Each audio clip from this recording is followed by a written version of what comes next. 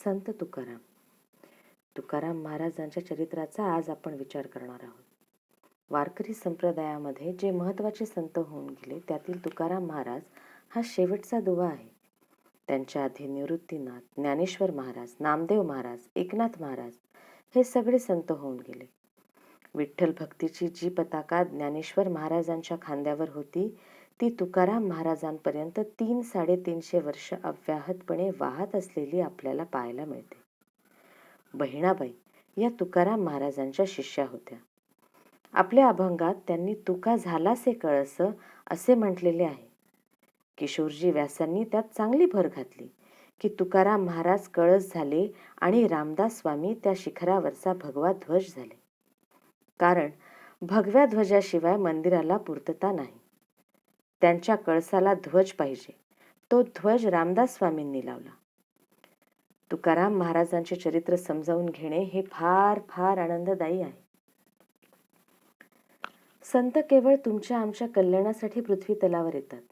जगाच्या कल्याणा संतांच्या विभूती प्रारब्धानुसार जे जीवन त्यांच्या वाटेला आलेलं आहे ते ते जगत असतात. ते जगणं ही एक लीला असते.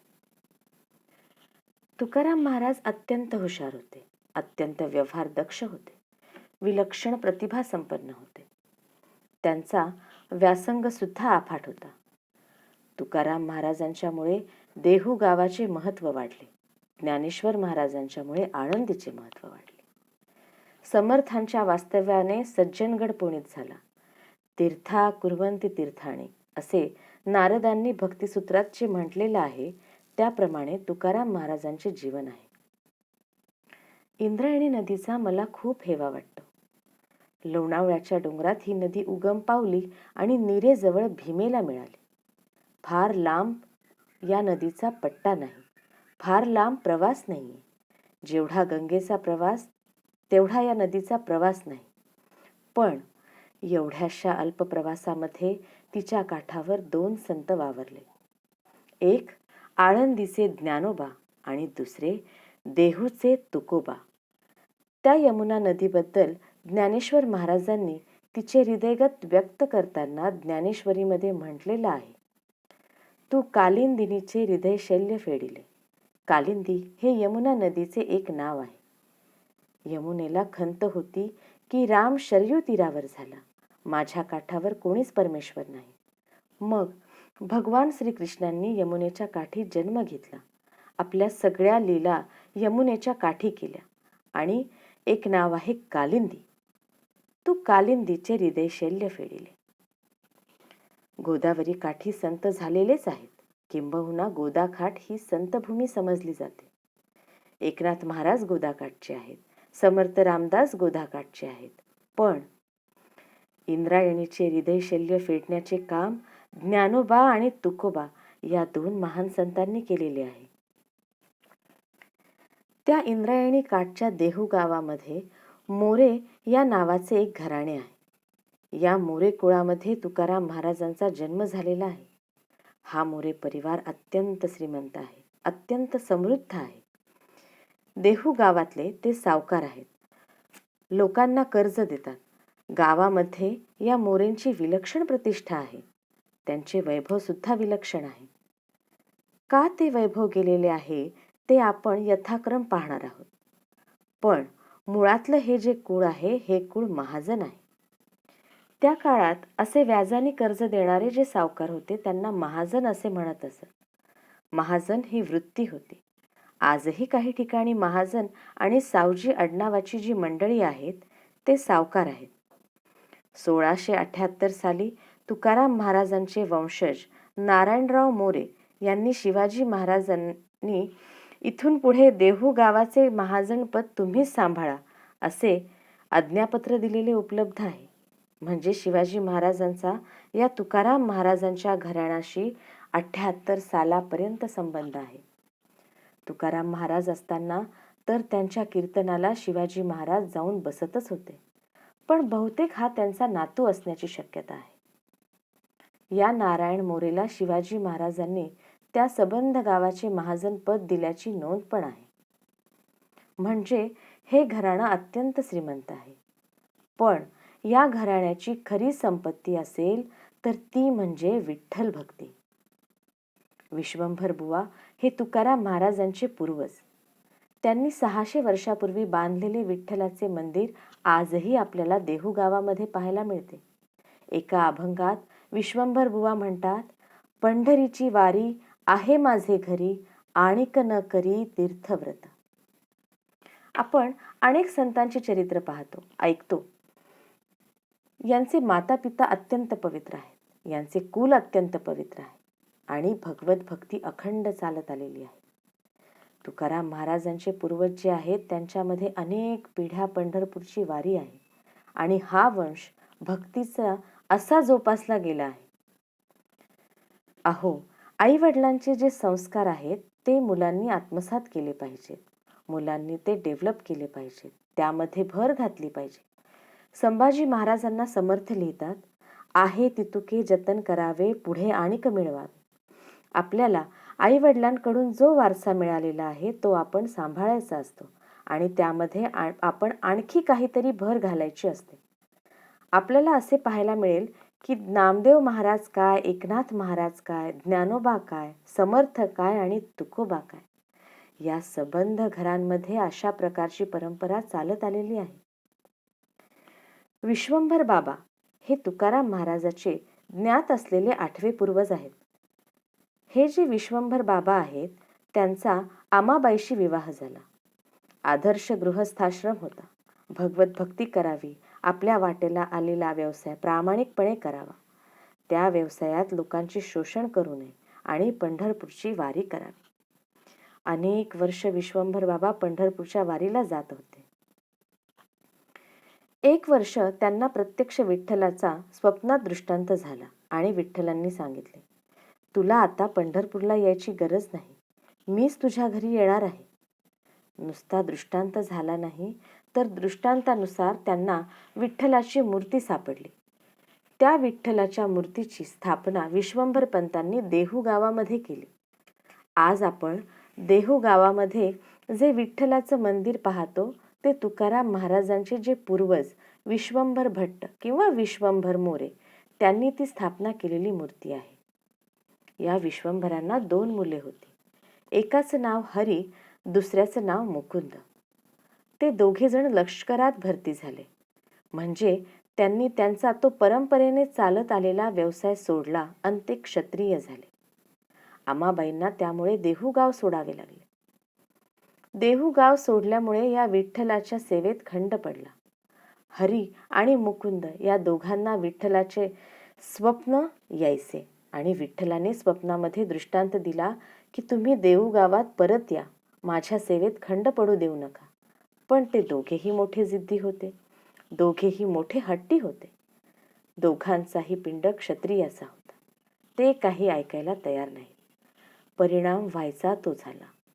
युद्धामध्ये हरी आणि मुकुंद हे दोघेही मारले गेले. आमाबाई परत आपल्या सुनांना घेऊन देहू गावात आल्या. त्यांची एक सून गर्भवती होती. या गर्भवती सुनेला नेमका मुलगा झाला. त्याचे नाव विठ्ठल ठेवण्यात आले. त्याचा मुलगा पदाजी, पदाजीचा मुलगा शंकर, शंकरचा मुलगा कान्हा, कान्हाचा मुलगा बोल्होबा. हे बोल्होबा आपले चरित्र नायक संत तुकाराम महाराज यांचे वडील. बोल्होबुवा आणि कनकाबाई असे हे दाम्पत्य आहे. ते देहू गावचे सावकार आहेत. देहूचा सगळा कारभार ते सांभाळत आहेत. शेतीवाडी आहे, सगळं उत्तम आहे. हे सगळं व्यवस्थित चालले असताना त्यांनी भरपूर वैभव संपादन केलेले आहे. या बोल्होबुवांना 3 मुलं झाली. थोरल्या मुलाचं नाव सावजी, मधला मुलगा म्हणजे संत तुकाराम आणि धाकटा मुलगा म्हणजे कान्होजी. तुकाराम महाराजांचे चरित्रकार असे लिहितात की तुकाराम महाराजांच्या जन्माच्या वेळेला या कनकाबाईंना जे डोहाळे झाले होते ते भगवत भक्तीचे होते. तासन तास डोंगरावर जाऊन राहावे, विठ्ठल विठ्ठल विठ्ठल म्हणत राहावे, भगवंताच्या भजनामध्ये दंग व्हावे असे कनकाबाईंना वाटत होते. स्वतः तुकाराम महाराजांनी एका अभंगात म्हटलेले आहे, गर्भाचे आवडी मातेसी डोहाळे, जिथीचा जिव्हाळा तेथे उमटे, आनंदाचे डोही आनंद तरंग, आनंदाची अंग आनंदाचे. गर्भाच्या इच्छा, त्यांचे चारित्र्य, त्यांच्या आवडीनिवडी, त्यांची वृत्ती आईच्या त्या काळातल्या आवडीद्वारे प्रगट होत असते. त्यालाच डोहाळे असे म्हणतात. कनकाबाईंना तुकोबाच्या वेळेला विठ्ठल भक्ती करण्याची प्रवृत्ती निर्माण झाली. यावरून येणारा मुलगा विठ्ठल भक्त असेल हे सरळ होते. तुकाराम महाराजांना लहानपणापासूनच भगवंताचा लळा होता. लहानपणापासून ते विठ्ठल भक्तीमध्ये रंगून गेलेले होते. कृष्णाच्या ज्या अभंगामधून कृष्णाच्या लीला त्यांनी सांगितलेल्या आहेत, यावरून असे दिसून येते की तुकाराम महाराजांना लहानपणी खेळायची सुद्धा खूप हौस होती. देहू गावामध्ये इंद्रायणीच्या काठी ते बरेच खेळ खेळले असावेत. तुकाराम महाराज जेव्हा 12 वर्षाचे झाले तेव्हा त्यांचा विवाह झाला. रखुमाई ही त्यांची पत्नी होती. पण या पत्नीला दम्याचा विकार होता. औषधोपचार चालू होते, पण त्याचा फारसा काही उपयोग होत नव्हता. त्या काळामध्ये अशा प्रकारचा दमा वगैरे जर झाला तर त्याच्यावर लवकर उपचार होईल अशा प्रकारची वैद्यकीय सेवा उपलब्ध नव्हती. त्याचा परिणाम असा झाला की आप्पाजी गुळवे या ग्रहस्थांच्या एका धनिक मुलीबरोबर तुकाराम महाराजांचा दुसरा विवाह करून देण्यात आला. ही जी दुसरी पत्नी आहे तिचे नाव जिजाबाई किंवा जिजाऊ किंवा तिला घरामध्ये आवली या नावाने हाक मारत असे. म्हणजे पहिली पत्नी दमेकरी निघाल्यामुळे तुकाराम महाराजांचे 2 विवाह झाले. दुसरी जिजाऊ ही शेवटपर्यंत त्यांच्याबरोबर होती. पहिली पत्नी दुष्काळामध्ये मरण पावली. सावजी हे तुकाराम महाराजांचे थोरले बंधू विरक्त होते. त्यांना धंद्यामध्ये काही रस नव्हता. त्यांनी वडिलांना सांगून टाकले, मी काही धंदा पाहणार नाही. मी आपली थोडीशी उपासना करून राहील. सगळी संपत्ती बाकीच्या 2 भावांमध्ये तुम्ही देऊन टाका. साहजिकच थोरला भाऊ सावजी बाजूला झाल्यामुळे तुकोबा आणि कान्होजी या दोघांवर व्यवसायाचा सगळा ताण पडला. आणि आता थोरला म्हणजे तुकारामच. वडिलांनी व्यवसायाची सगळी माहिती तुकोबाला दिली आणि तुकाराम महाराज विवाहोत्तर व्यवस्थित आपला प्रपंच सांभाळायला लागले. अशी स्पष्ट नोंदही आहे. तुकाराम महाराजांच्या कारकिर्दीत त्यांनी आपला धंदा वाढविला होता. सावकारी वाढविली होती. तुकाराम महाराज अत्यंत हुशार होते, अत्यंत व्यवहार दक्ष होते. धंद्यामध्ये ते बावळट गबाळ अजिबात नव्हते. ते खूप हुशारच होते. त्यांचे काही अभंग जर आपण पाहिले तर व्यवहार चातुर्य कितीतरी त्यांच्या अभंगामध्ये पाहायला मिळते. दुर्दैवाने जेव्हा दुष्काळ पडला तेव्हा सगळी परिस्थितीच बदलली. तुकाराम महाराजांचे आई वडील तुकाराम महाराजांवर अत्यंत प्रसन्न होते. आपल्या मुलाने आपला धंदा वाढविला, तो व्यवस्थित सांभाळतो आहे, घराची संपन्नता आहे, ते अगदी खुश होते. तुकाराम महाराजांना मुलंबाळं सुद्धा झालेली. जिजाबाई आणि तुकाराम महाराज यांचा संसार अगदी व्यवस्थित चाललेला. पण दुष्काळ पडला आणि दुष्काळामध्ये केव्हा त्या गावाचं संपूर्ण स्मशान होईल काही सांगता येत नव्हतं. तुकाराम महाराजांच्या वाट्याला हे दुर्दैव आलं. 17 वर्षापर्यंत त्यांचा सगळा संसार आणि घरातलं सगळं व्यवस्थित चाललेलं होतं. व्यवसाय व्यवस्थित चाललेला होता. पुढे दुष्काळामध्ये त्यांची थोरली वहिनी पहिल्यांदा मरण पावली. वहिनी मरण पावल्यानंतर थोरला भाऊ सावजी म्हणाला, मी काही आता संसारात राहणार नाही. मी निघालो. तो निघून गेला. तो तीर्थयात्रेला गेला. कान्होजी म्हणून जो धाकटा भाऊ होता तो जरा छद्मी होता, स्वार्थी होता. त्याने तुकाराम महाराजांना खूप त्रास दिला. तुकाराम महाराजांना या सगळ्या दुष्काळामुळे फार मोठ्या संकटांना सामोरं जावं लागलं. शेतीच नाही, लोकांना उत्पन्न नाही, धान्य नाही. लोक कर्ज कसं परत करणार? आपल्याला आश्चर्य वाटेल, शेतकऱ्यांना कर्ज माफ करणारे तुकाराम महाराज हे पहिले सावकार आहेत. तुकाराम महाराज हे पहिलं गव्हर्नमेंट आहे. तुकाराम महाराजांचा धंदा का बुडाला ते नीट समजावून घेतलं पाहिजे. त्यांना व्यवहार चातुर्य नव्हतं आणि ते गबाळे होते म्हणून धंदा बुडालेला नाही. ज्या लोकांकडून पैसे येणे आहे त्यांच्या ज्या खातेवया होत्या त्या खातेवया तुकाराम महाराजांनी चक्क इंद्रायणीमध्ये फेकून दिल्या अहो 2 वर्ष पाऊस नाही, 2 वर्ष दुष्काळ पडलेला आहे. शेतकऱ्यांना घरात खायला अन्न नाहीये. शेतकरी त्यांचं कर्ज परत कुठून करणार? आपल्याला हे कर्ज आता परत मिळणार नाही, ते पैसे आपले आता बुडाले, असं गृहीत धरून तुकाराम महाराजांनी सगळ्या खातेवह्या इंद्रायणीत फेकून दिल्या. काय तुकाराम महाराजांचं अंतःकरण असेल, कल्पना करा.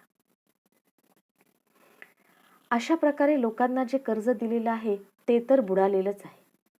त्यांच्याकडे पैसे मागायची सोय नाहीये आणि आपण धंद्यात जे पैसे गुंतवलेले आहेत ते देणेकऱ्यांचे पैसे दिलेच पाहिजेत.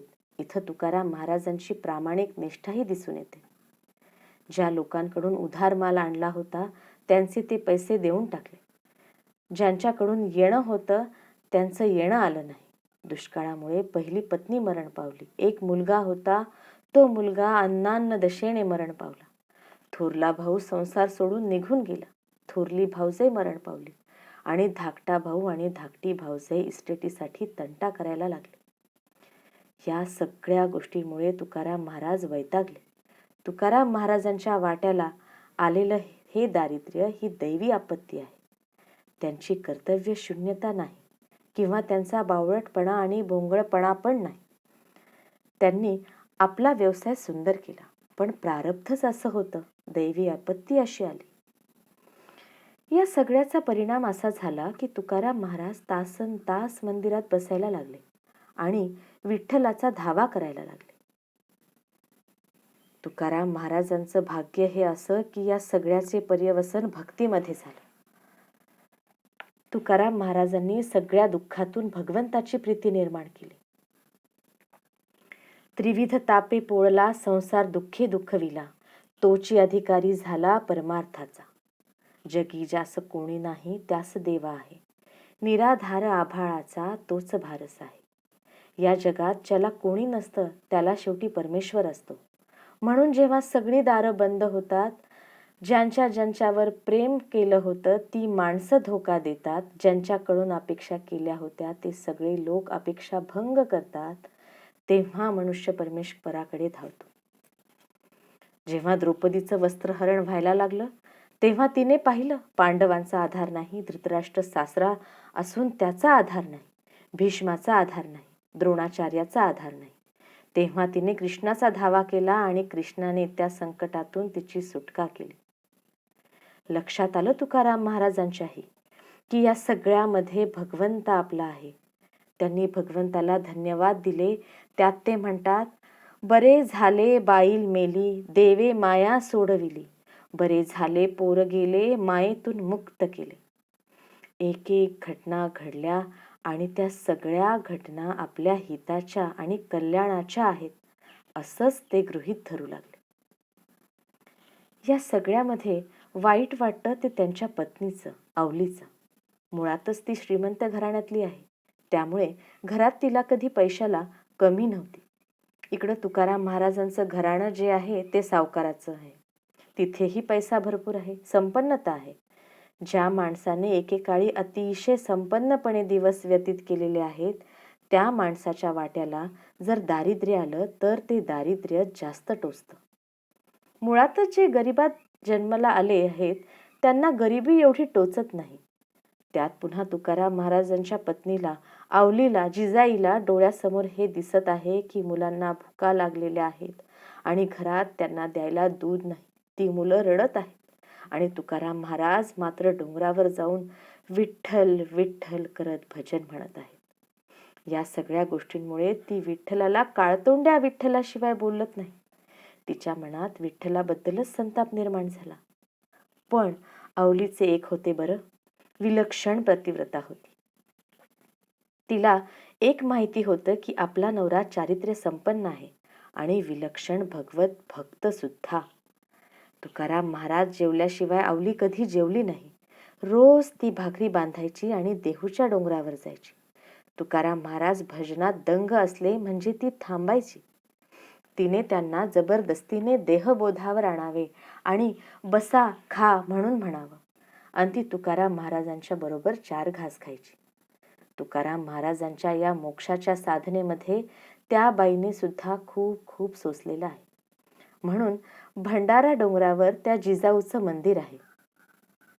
त्या मंदिरामध्ये तिच्या पायात जो काटा गेला होता तो काटा प्रत्यक्ष पांडुरंगाने काढल्याची नोंद आहे. म्हणजे आवलीला प्रत्यक्ष पांडुरंगाचं दर्शन झालेलं आहे. म्हणजे प्रत्यक्ष पांडुरंग तुकाराम महाराजांना तर दर्शन देतातच, आवलीला सुद्धा दर्शन देतात. या सगळ्यामध्ये तुकाराम महाराज घरापासून पूर्ण विरक्त आहेत. धंद्यात पूर्ण अपयश आल्यामुळे पुन्हा आता धंदा चालवावा आणि तो वाढवावा ही उर्मी त्यांना राहिलेली नाही. या माणसाने आपली सगळी संपत्ती लोकांना वाटून टाकली, काही जवळ ठेवलं नाही. आवलीने माहेरून 200 रुपये आणले, व्यवसाय करून 200चे 250 रुपये केले. तुकाराम महाराजांनी ते एका गरीबाला देऊन टाकले. ती त्यांना अशी एक अवस्था प्राप्त झालेली आहे की ते पैशाचा व्यवहारच करू शकत नाहीत. यावरून आपल्या लक्षात येतं की तुकाराम महाराजांना कशा प्रकारची उच्च अवस्था प्राप्त झाली असेल. म्हणून आपण जे म्हणतो ना की तुकाराम महाराजांचं की देवदेव करीत होते आणि म्हणून त्यांचं व्यवहारात लक्ष नव्हतं आणि म्हणून त्यांचा धंदा बुडाला. दैवी आपत्तीमुळे धंदा बुडाला. अंतःकरण उदार असल्यामुळे गरीब लोकांचं कर्ज त्यांनी माफ करून टाकलं. आणि या सगळ्यामध्ये भगवत भक्ती निर्माण झाल्यानंतर व्यवहार करण्यासाठी ज्या खालच्या पातळीला यायला पाहिजे त्या पातळीवर तुकाराम महाराज येऊ शकले नाहीत. तुकाराम महाराज व्यवहार सांभाळू शकणार नाहीत अशा प्रकारची उच्च दशा त्यांना प्राप्त झाली आणि विठ्ठलाच्या भजनामध्ये ते दंग होऊन गेले. गावातल्या लोकांना तुकाराम महाराजांचा सगळा इतिहास डोळ्यासमोर आहे. काही लोकांनी हे घराणं पाहिलेलं आहे. त्यांना या घराण्याबद्दल सहानुभूती आहे. एका शेतकऱ्याने तुकाराम महाराजांना सांगितलं, तू रोज माझ्या शेतात येत जा, शेताची राखण करीत जा. शेतात चिमण्या पाखरं येतात, त्यांना हाकलत जा. तुला मी रोज एवढं धान्य देत जाईन की ज्या धान्यामुळे घरातले सगळे लोक जेवू शकतील. त्या काळामध्ये अशा प्रकारच्या धान्याच्या मोबदल्यामध्ये लोक काम करत असत.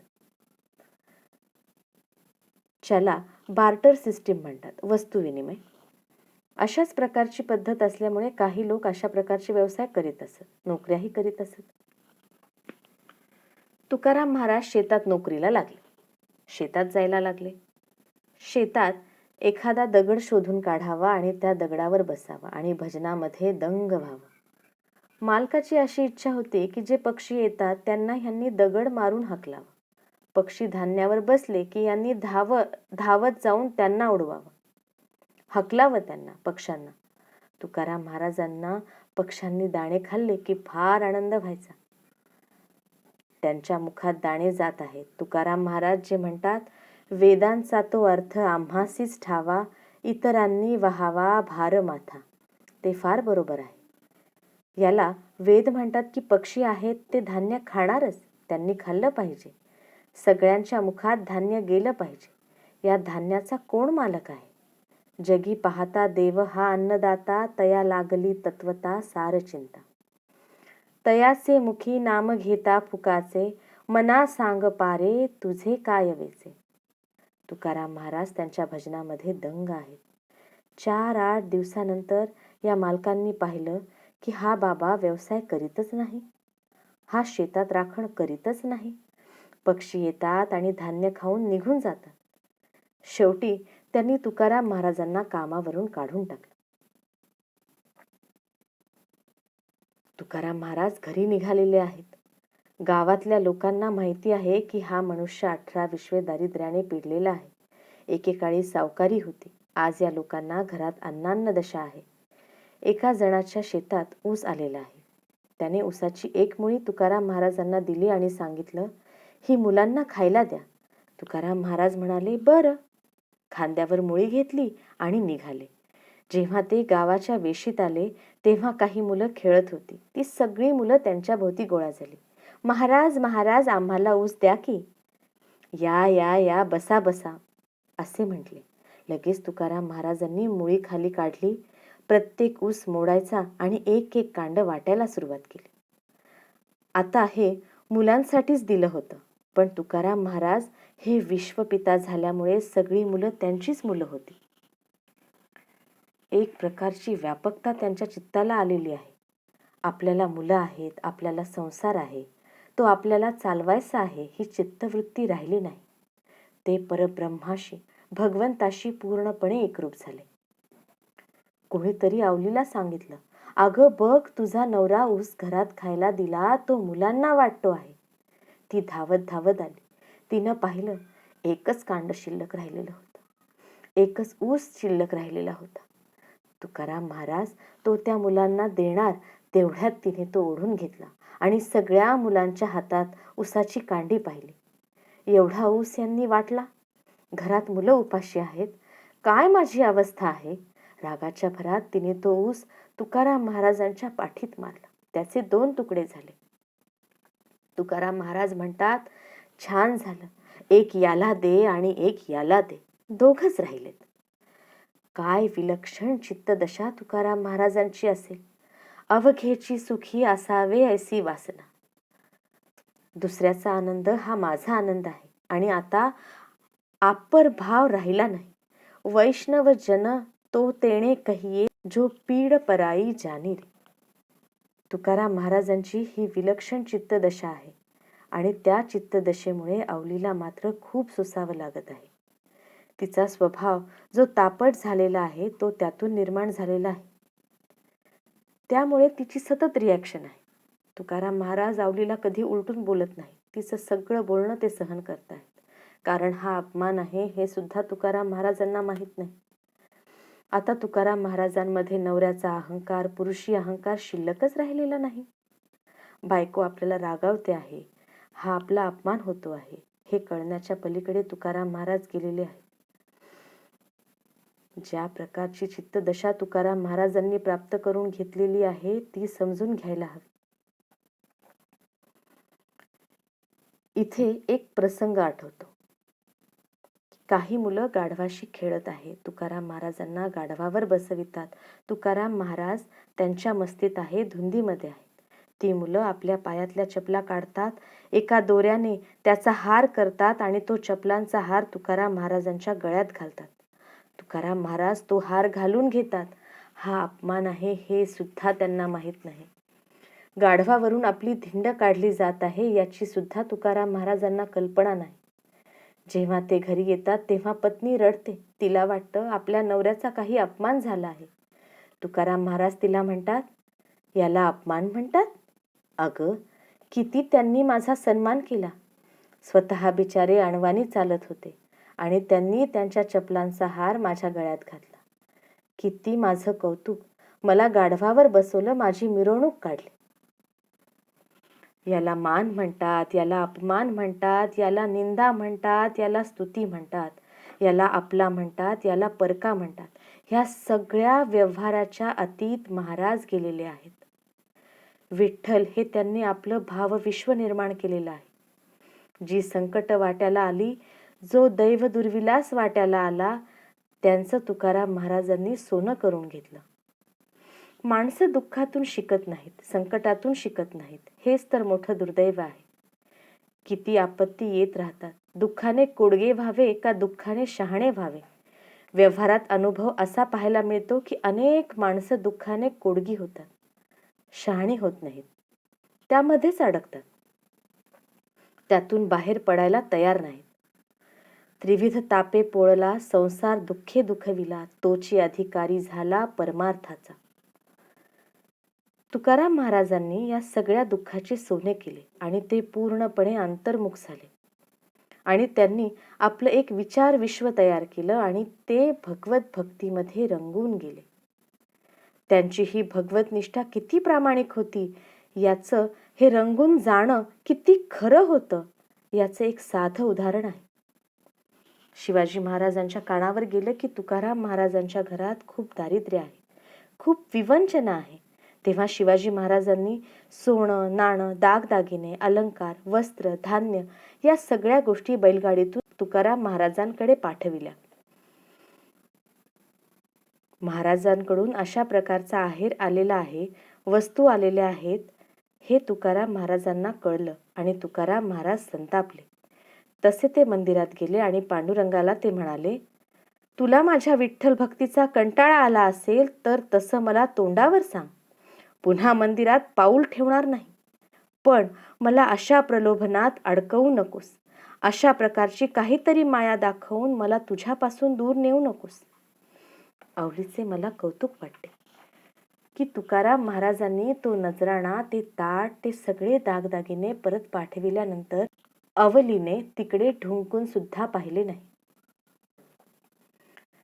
तिला त्या लोकांना सांगता आले असते की त्यांना काही समजत नाही, तुम्ही माझ्याकडे द्या, मी ठेवून घेते. आणि तसं जर तिने केले असते तर त्या लोकांनी ठेवलं सुद्धा असतं. पण तिला हेही माहीत आहे की या वस्तू घरात दिसल्या की तुकाराम महाराज पुन्हा त्या कोणाला तरी वाटून देणार. त्यापेक्षा हे घरात नसलेलंच बरं. कारण तुकोबांच्या हाताला ते लागलं की ते सगळं कोणाला तरी देऊन टाकणार. अहो, पत्नीची अतिशय सुंदर अशी रेशीम साडी एक जणाने दिलेली. पत्नी आंघोळीला गेलेली आणि दारात एक भिकारीण आलेली आहे आणि ती म्हणाली, बुवा, फाटकी साडी आहे, घरात एखादं लुगडं असेल तर द्या ना.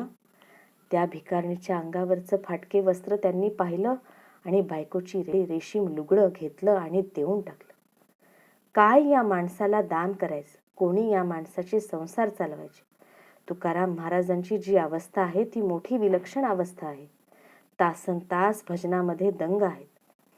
गावातल्या लोकांना वाटलं की तुकाराम महाराजांच्या भक्तीची कसोटी पाहावी म्हणून त्यांचे वैराग्य किती आहे हे पाहण्यासाठी एका अतिशय सुंदर वारांगणेला त्यांनी मुद्दाम डोंगरावर पाठविलं. आणि त्या वारांगणेने तुकाराम महाराज त्या डोंगरात एकटे आहेत याचा फायदा घेऊन त्यांना वेगळ्या प्रकारे प्रलोभित करण्याचा प्रयत्न केला. तिथे तुकाराम महाराजांनी अभंग केला, पराविया नारी जननी समान. तिला तुकाराम महाराज म्हणतात, तुला दुसरा कोणी पुरुष भेटला नाही का? तू माझ्याकडे कशाला आलीस? तू मला आईसारखी आहेस. मी परस्त्रीच्या बाबतीत नपुंसक आहे. तू चालायला लाग. आणि या एका घटनेवरून तुकाराम महाराजांची आध्यात्मिक स्थिती कशा प्रकारची सरळ सरळ वास्तव्य आहे हे आपल्या लक्षात येते. तुकाराम महाराजांनी समर्थ रामदेसांची पण भेट घेतलेली आहे. चिंचवडच्या मोरया देवांची भेट घेतलेली आहे. त्या काळातल्या समकालीन संतांची आणि तुकाराम महाराजांची भेट झालेली आहे. मोरया देवाकडे तर ते नेहमी जात असत. एकदा मोरया देव सुद्धा तुकाराम महाराजांना भेटायला भंडारा डोंगरावर आल्याची नोंद आहे. छत्रपती शिवाजी महाराज अनेकदा तुकाराम महाराजांची कीर्तनं ऐकायला देहू गावामध्ये येत असत. स्वतः जिजाबाई येत असत. जिजाबाईंनी शिवाजीला अनेकदा तो लहान असताना तुकाराम महाराजांची कीर्तनं ऐकवलेली आहेत. तुकाराम महाराज आणि समर्थ रामदास यांची भेट पंढरपूरला झालेली आहे. तुकाराम महाराजांच्या अनुमतीनं समर्थ रामदासांनी पंढरपूरच्या विठ्ठल मंदिराच्या ओरीमध्ये हनुमंताचे मंदिर स्थापन केलेले आहे. मुळातल्या विठ्ठल मंदिराचे गरुड हनुमान पुढे आहेतच. आरतीत जे आपण वर्णन करतो, गरुड हनुमंत पुढे उभे राहती, ते गरुड हनुमान पुढे आहेतच. याखेरीज आणखी एक हनुमंताचे मंदिर समर्थ रामदासांनी ओवरीमध्ये स्थापन केलेले आहे आणि तिथे भिंतीवर तुकाराम महाराजांचा अभंग कोरलेला आहे. शरण शरण हनुमंता, तुझा आलो रामदूता, काय भक्तीच्या त्या वाटा, मज दाव्याव्या सुभटा. तुकाराम महाराजांच्या कीर्तनाला गर्दी व्हायला लागली. संत जगनाडे महाराज हे संदुर्ब्याचे देहू गावाजवळचे, ते त्यांचे टाळकरी झाले. भोवताली टाळकरी गोळा झाले. या संत जगनाडे महाराजांनी तुकाराम महाराजांचे सगळे अभंग कागदावर लिहून घ्यावेत. तुकाराम महाराज साक्षर होते. उत्तम लिहिता वाचता येत होतं. तुकाराम महाराजांचा संस्कृतचा अभ्यास होता. तुकाराम महाराजांनी वेदांचे अध्ययन केलेले होते. आपल्याला आश्चर्य वाटेल, तुकाराम महाराजांनी भगवद्गीतेच्या 700 श्लोकांवर 700 अभंग लिहिलेले आहेत. रामदास स्वामींच्या मठात ते उपलब्ध आहे. समर्थांच्या मठातल्या एका शिष्याने त्या 700 समर्थांच्या अभंगाची नक्कल केलेली आहे. आज आपण जर सांगलीला गेलो तर संत हनुमंतराव कोटणीस यांच्या मठामध्ये ते बाळ पाहायला मिळते. प्रत्येक अभंगाच्या शेवटी तुका म्हणे अशी बिरुदावली आहे आणि त्या सबंध 4 कडव्यांच्या अभंगामध्ये भगवद्गीतेच्या श्लोकाचा गर्भितार्थ आहे. अगदी बरोबर ध्वनित केलेला आहे. यावरून सरळ सरळ लक्षात येते की तुकाराम महाराजांचा संस्कृत भाषेचा अभ्यास होता. म्हणून ते म्हणतात, वेद अनंत बोलिला अर्थ इतुकाची साधिला, विठोबासी शरण जावे निज निष्ठे नाम घ्यावे, वाचे बोलू वेदनिसी करू संती केले ते, आम्ही वैकुंठवासी आलो याच कारणासी, बोलिले जे ऋषी साच भावे वर्ताया, अर्थे लोपले पुराणे नाश केला शब्द ज्ञाने, झाडू संतांचे मार्ग आड मार्गी भरले जग. संतांनी सांगितलेलं सोडून वेगवेगळ्या मार्गाने लोक चाललेले आहेत.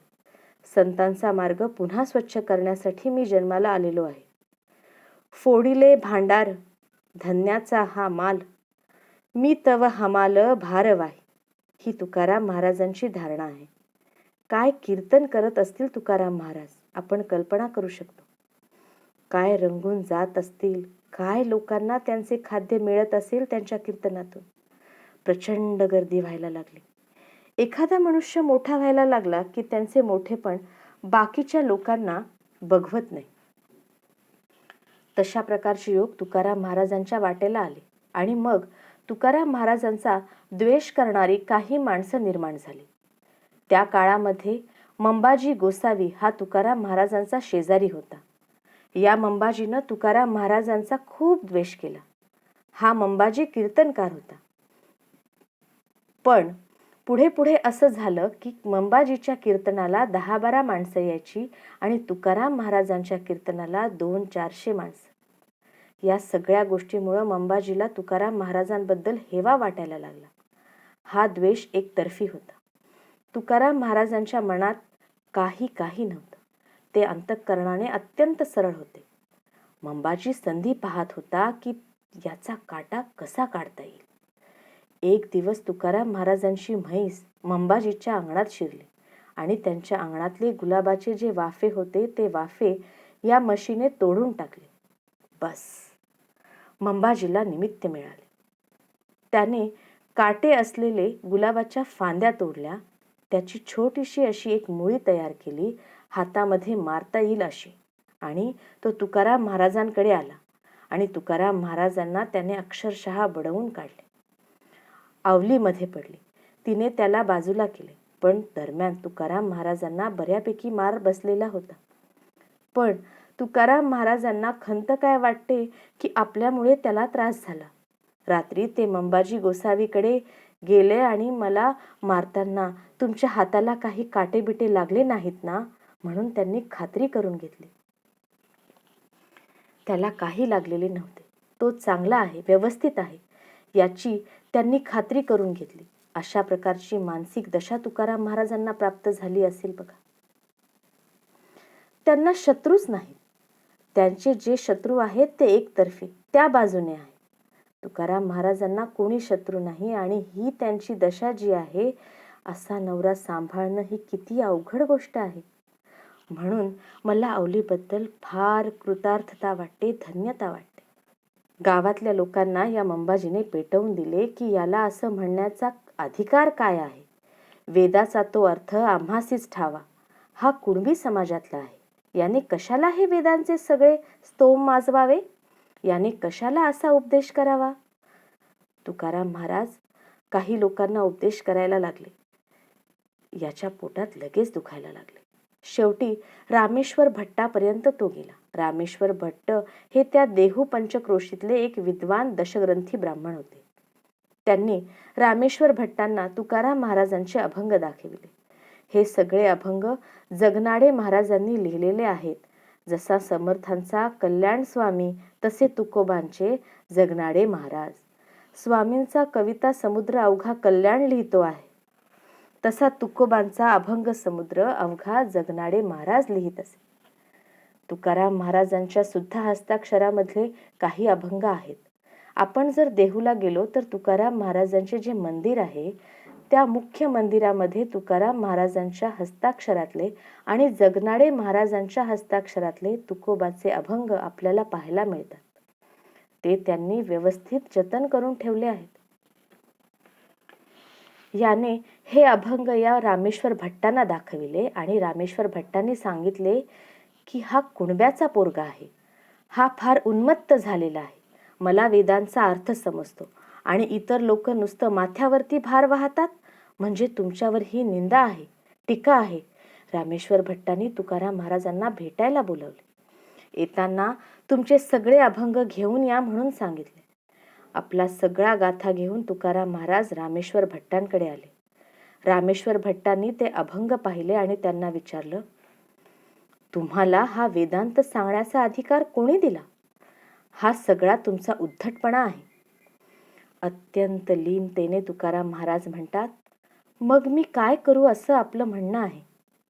रामेश्वर भट्टांनी सांगितलं, तुम्ही देहू गावात जा आणि इंद्रायणी नदीमध्ये हे सगळे अभंग फेकून द्या. तुकाराम महाराज म्हणाले, जशी आपली आज्ञा. सगळे अभंग घेतले. आजही आपल्याला तो डोह दाखवला जातो ज्या डोहातून ते अभंग तरंगत तरंगत वर आले. त्या डोहात तुकाराम महाराजांनी हा सगळा गाथा फेकून दिला. सगळे अभंग आपले टाकून दिले आणि तुकाराम महाराज त्या शिळेवर विठ्ठलाचे भजन करीत बसले. 13 दिवस तुकाराम महाराज त्या अवस्थेत बसले आहेत. 13 दिवस भूक नाही, तहान नाही, अन्न नाही, पाणी नाही, देहधर्म नाही. सतत विठ्ठलाच्या भजनामध्ये दंग होऊन गेलेले. 13 दिवसानंतर प्रत्यक्ष इंद्रायणी देवी प्रगट झाली. हे सगळे अभंग तरंगायला लागले. सगळं गाव गोळा झालं. सगळे लोक आश्चर्यचकित झाले.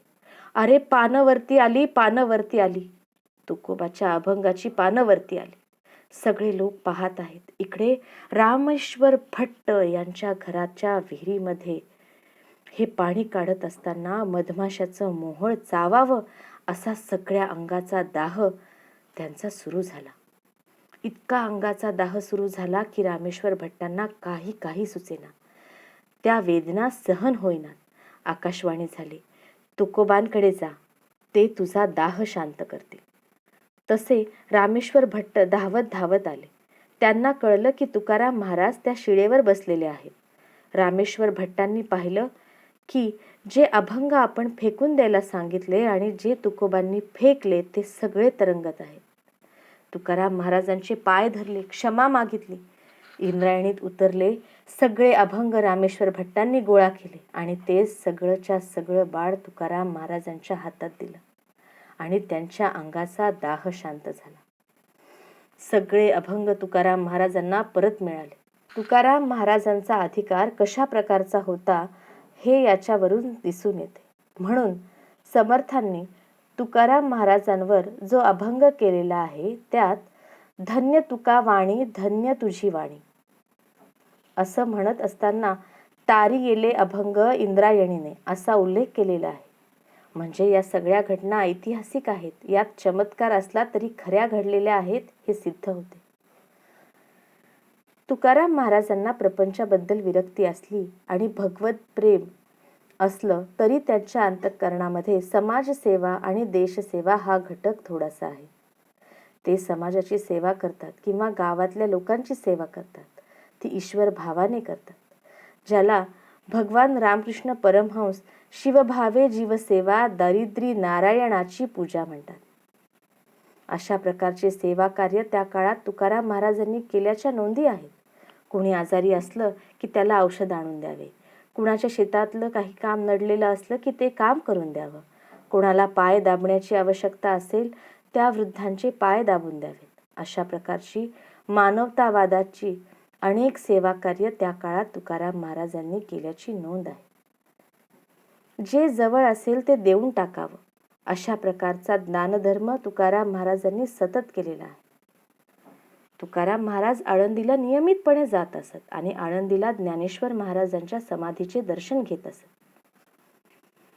तुकाराम महाराजांनी असा नेम केला की पंढरपूरला जाण्यापूर्वी आळंदीला यायचं, ज्ञानेश्वर महाराजांचे दर्शन घ्यायचे, ज्ञानेश्वर महाराजांच्या पादुका घ्यायच्या आणि त्या पादुका घेऊन पंढरपूरला जायचे.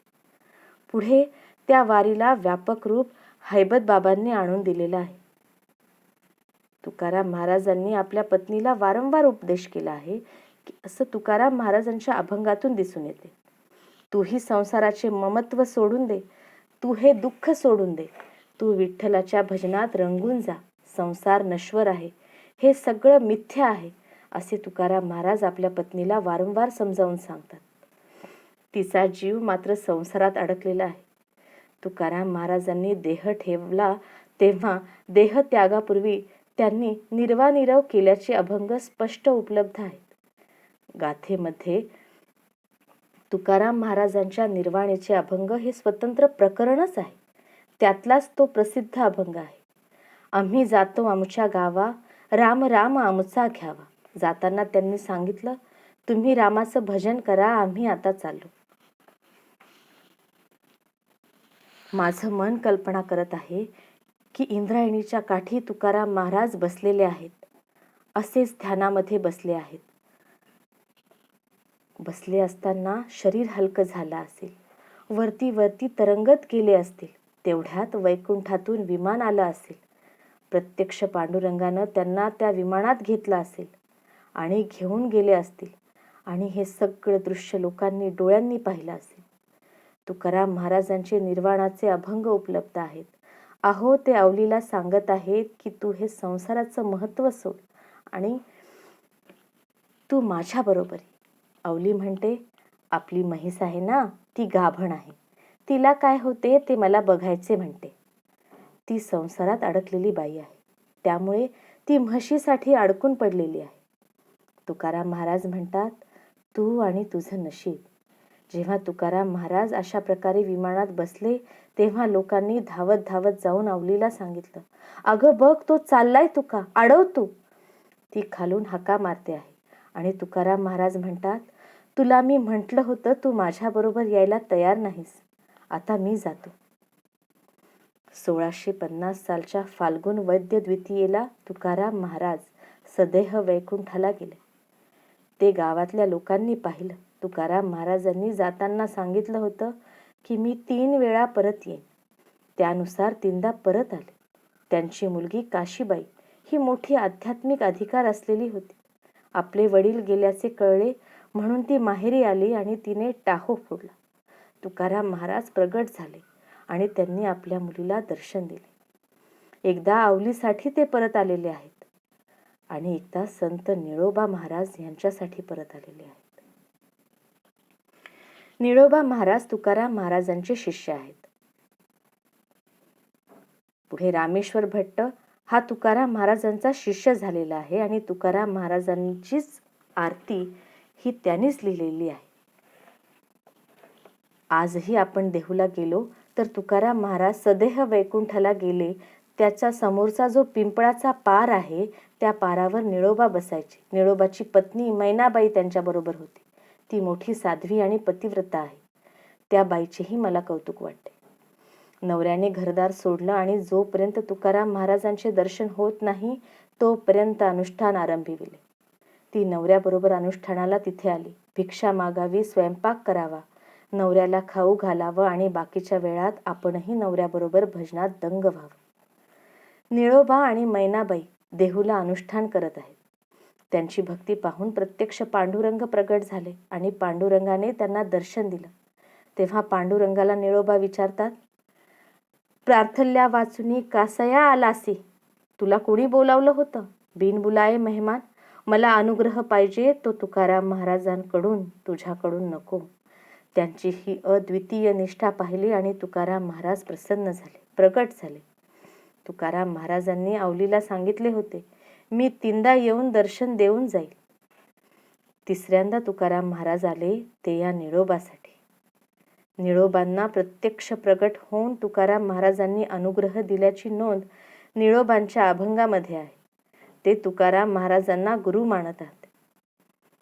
म्हणजे आपण जर निष्ठेने एखाद्या संताला गुरु मानलं आणि अशा प्रकारची साधना केली तर ते संत प्रगट होऊ शकतात आणि अनुग्रह देऊ शकतात. याचे तुकाराम महाराज हे मूर्तिमंत उदाहरण आहे. तुकाराम महाराजांनी जे काही प्राप्त करून घेतलेलं आहे ते सगळे त्यांच्या भगवत भावाच्या बळावर. विलक्षण शरणागती, विलक्षण व्याकुळता, भगवंताशिवाय दुसरं कोणी नाही अशा प्रकारच्या एका भगवत भक्तीच्या आणि व्याकुळतेच्या भांडवलावर तुकाराम महाराजांनी विठ्ठल आपला करून घेतलेला आहे. भगवंताबद्दल प्रेम निर्माण व्हायचं असेल तर पृथ्वीच्या पाठीवर तुकाराम महाराजांच्या अभंगासारखं दुसरं रसायन नाही. भगवत प्रेमाने भरलेले असे सगळे अभंग आहेत.